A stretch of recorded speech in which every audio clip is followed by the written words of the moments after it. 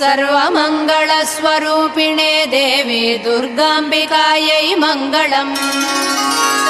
मङ्गलम् कनकाम्बरधरे मङ्गलम् विजयाचलवासिने सर्वगुणसम्पूजिते देवी नित्यम् भवतु मङ्गलम्।